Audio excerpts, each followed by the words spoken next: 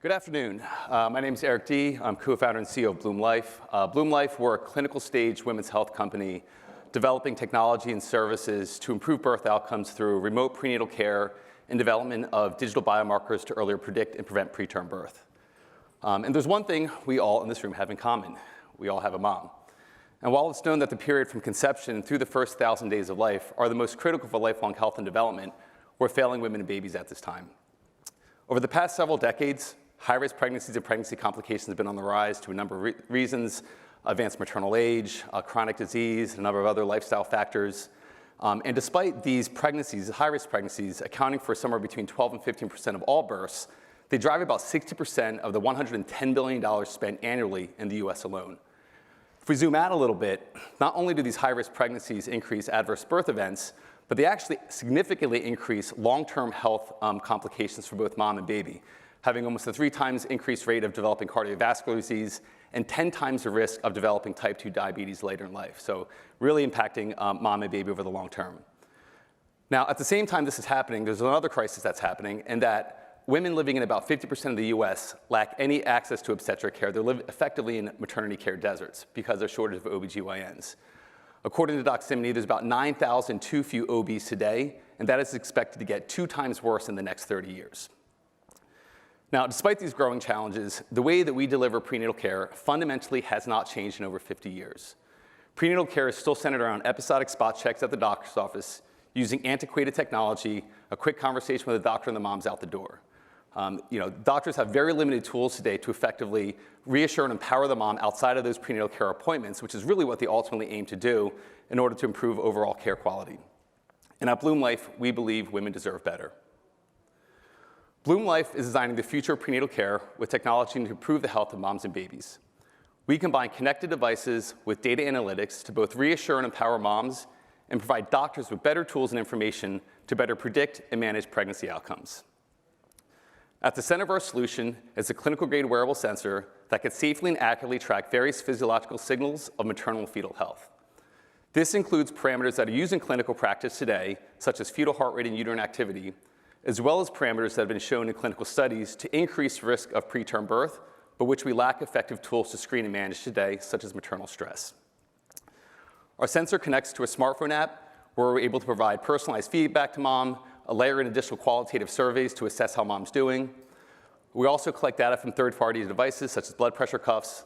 All of this data, of course, is crunched in the cloud where we produce clinical reports to help doctors more effectively screen and manage risk and gain greater transparency over overall adherence to clinical screening guidelines the doctor might be providing to moms. The team behind Bloom Life has a proven track record of developing some of the most advanced remote patient monitoring solutions in many different fields, including leading products in cardiology and neurology. And on a personal level, several of the team members, including my wife and I, have experienced many pregnancy complications, including miscarriages, high-risk pregnancies, preterm birth, and know firsthand the questions, challenges, and concerns that parents face when going through a high-risk pregnancy and the difficulty that they have accessing quality care. We're further supported by top medical advisors throughout the country that have direct experience dealing with and managing the high-risk pregnancies and underserved communities that we believe have the greatest potential for benefiting from our products. We've also been fortunate enough to secure a number of non-dilutive grant funding from leading organizations throughout the country, and also partnering with some of the leading research centers throughout the world globally to advance our product and our product roadmap. The first clinical screening service that we're deploying on this platform is a standardized clinical test called a fetal non-stress test. This is a test that's primarily administered to high-risk pregnancies to assess fetal status with the goal of decreasing stillbirth and earlier identifying fetal hypoxia, which is reducing long-term neurological impairment. In the US alone, about 10 million of these tests are performed, amounting to about $1 billion worth of fetal screening. Today, because of the technology, which you can see in the picture here, it's only available in the doctor's office or in the clinic, making it very inconvenient and time-consuming for a patient who typically has to go and get this test once or twice per week starting in the 3rd trimester. Beyond the patient, it's also pretty resource-intensive for the hospitals in terms of exam room, staff, and equipment time for a test that ultimately takes an hour, half an hour to hour to run. And so by moving to the home, there's an opportunity here to not only improve access to care, but improve convenience, comfort, and flexibility for the patient, improving quality of care by increasing adherence to screening guidelines. And for the provider side, you really open the possibility of freeing up to 90% of clinical resources, which is increasing the capacity of that provider to see additional patients. The way it would work is the doctor would prescribe this product to a patient to be used from home. We would send the product to her. She would use the product from home following a clinically prescribed schedule. We would aggregate the data, transmit it back to the doctor in their office where they would review the data, generate the clinical report, and make a decision. And when the mom was done, the device would come back to us. We're currently running a multi-site clinical trial with Ochsner Health and Valley Perinatal Services to validate our technology and benchmark it against the CTG.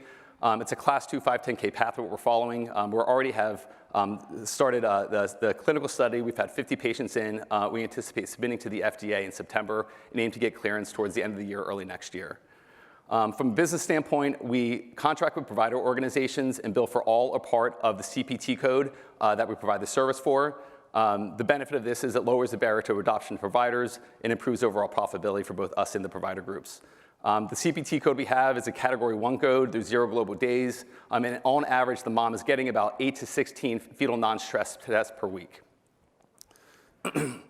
We have a three-phase approach to market expansion. The fetal non-stress, this is our beachhead market, allows us to integrate into the healthcare systems and really be able to take an order from the doctor's office, deliver a medical product to the patient's home, and aggregate data and feed it back into the clinical side. Moving beyond fetal non-stress tests, though, using that same infrastructure, we look to deploy additional risk management modules by aggregating other data from third-party devices such as blood glucose or managing maternal stress, and looking at conditions such as gestational hypertension or maternal mental health. In the last phase, we look to leverage all the data we're collecting to really move into value-based contracting with payers, and that's really where the big payoff is. These are the pregnancies that are costing $50,000, $100,000 to the payers. And by having better data, we can do better risk stratification, tailor care, and look to actually do a shared risk model with those payers and ultimately expand the market. The product-wise, for the device, we have a razor blade model, which allows us to really unlock pretty impressive unit economics. Looking at just deploying the device for the technical component alone of that CPT code, we're looking at about 67% gross margins. Layering it into the additional remote patient monitoring capabilities allows us to improve profitability while also increasing gross margins. And over the long term, the idea is to actually layer on clinical services. So for the organizations that want to support remote prenatal care, but may lack the operational capacity to really have the timeliness of reviewing these data, Bloom Life could add that clinical screening service, thus further improving our overall profitability and margins. And I'll end with this last part, and the really most exciting thing, and the thing I think that ultimately might be the most transformational part of what we're doing is, with each patient that uses this product, we're aggregating the largest and most comprehensive data set on pregnancy ever collected. We've already collected data from about 12,000 pregnancies, about 30% of which have been high risk and have about 1 million hours worth of physiological data. And using machine learning applied against this data, we're developing digital biomarkers to earlier predict and screen pregnancy complications, the first of which is a biomarker we've developed to essentially distinguish between labor and non-labor, just looking at physiological changes that occur in the pregnancies. Clearly, COVID has changed a lot. There's never been a better business for products like ours. Telehealth adoption's up huge. In prenatal care as well, we've seen the same thing. Moreover, beyond what we're seeing in the prenatal space, there's a number of laws that are coming through Congress these days that look to expand access to remote patient monitoring solutions for pregnancy. So with that, I'll leave that we are planning on raising the next major round of $15 million post-FDA, so we'll go out for that market next year. In the interim, we're actually raising a $3 million bridge right now to make sure that we have sufficient capital post-FDA to raise that next large round. So I look forward to speaking with anyone that's interested in learning more. I have some great clinical data I'm happy to share with you from the first 50 patients that are coming out, and appreciate everyone's time. Thank you.